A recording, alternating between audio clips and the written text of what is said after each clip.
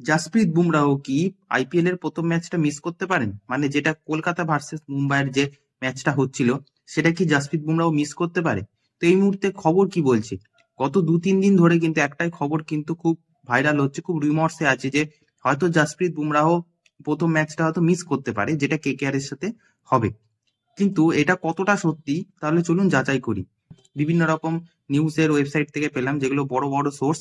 তো সেখানে কিন্তু বলছে যে জাসপ্রীত বুমরাহর কিন্তু প্রায় 80% চান্স আছে কেকেআর এর সাথে ম্যাচটা খেলার। মানে ধরিয়ে নিন কেকেআর এর বিরুদ্ধে কিন্তু আমরা জাসপ্রীত বুমরাহকে কিন্তু দেখতে পাবো। আর এই মুহূর্তে যে খবর সেটা হলো Jasprit Bumrah just BCCI centre of এক্সিলেন্সে গেছে। এবার অনেকে হয়তো ভাবছে যে তিনি সেন্টার অফ এক্সিলেন্সে কেন গেলেন, তার মানে কি নিশ্চয়ই তার কোনো ইনজুরি আছে? তো বন্ধুরা, একদমই না। জাসপ্রীত বুমরাহর এই মুহূর্তে কোনো ইনজুরি নেই। তিনি জাস্ট সেন্টার অফ এক্সিলেন্সে গিয়ে নিজের একটু ফিটনেসটা একটু টেস্ট করতে গেছেন, যে তার সবকিছু ঠিক আছে কিনা, একদম খেলার জন্য পারফেক্ট কিনা।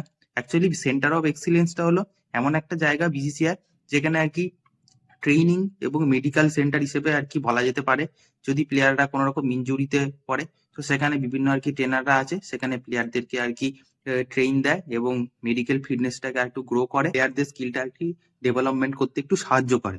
এটাই হলো সেন্টার অফ এক্সিলেন্সের কাজ। কিন্তু এই মুহূর্তে বুমরাও হয়তো সেন্টার অফ এক্সিলেন্সে ভিজিট করেছে ঠিকই, কিন্তু তিনি তার জাস্ট একটু ফিটনেসটা চেক করানোর জন্য, কারণ হয়তো তিনি আগে কিছু ছোটখাটো ইনজুরিতে ভুগেছেন, তাই জন্য বিসিসিআই একেবারে রিস্ক নিতে চাইছেন না।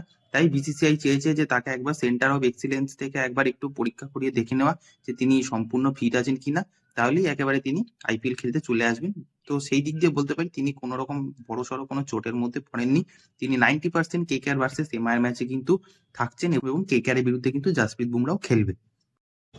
এবার আমরা জেনে নেব কেকেআর ভার্সেস এমআই এর প্লেইং 11। কেকেআর ভার্সেস এমআই এর প্রথম ম্যাচে কলকাতা নাইট রাইডার্সের পসিবল প্লেইং 11 কি হতে পারে।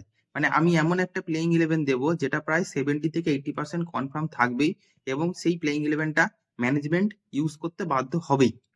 তো কি সেই প্লেইং 11, চলুন আমরা জেনে নিই। তো প্রথম দিন ম্যাচে কিন্তু আমরা ফিন অ্যালেন আর আজিঙ্কা রাহানেকে আমি ওপেনিং এ রাখলাম। তারপর 3 নম্বরে আমি রেখে দিলাম আঙ্ক্রিস রাঘুবংশীকে। 4-এ রাখলাম আমি ক্যামেরুন গ্রিনকে।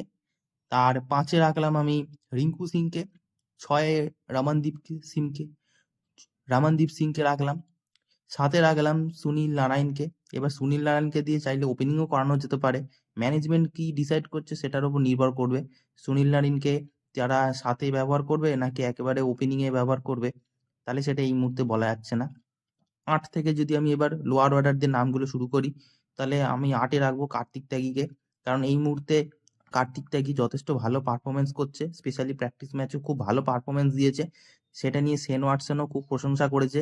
তো এই মুহূর্তে কিন্তু কার্তিক ত্যাগীকে কিন্তু আমরা প্লেইং 11-এ রাখতে বাধ্য। তারপরে 9 নম্বরে রাখলাম বৈভব আরোরাকে। 10-এ রাখলাম একটা ওভারসিজ ফাস্ট বোলার ব্লেজিং মুজারাবানিকে।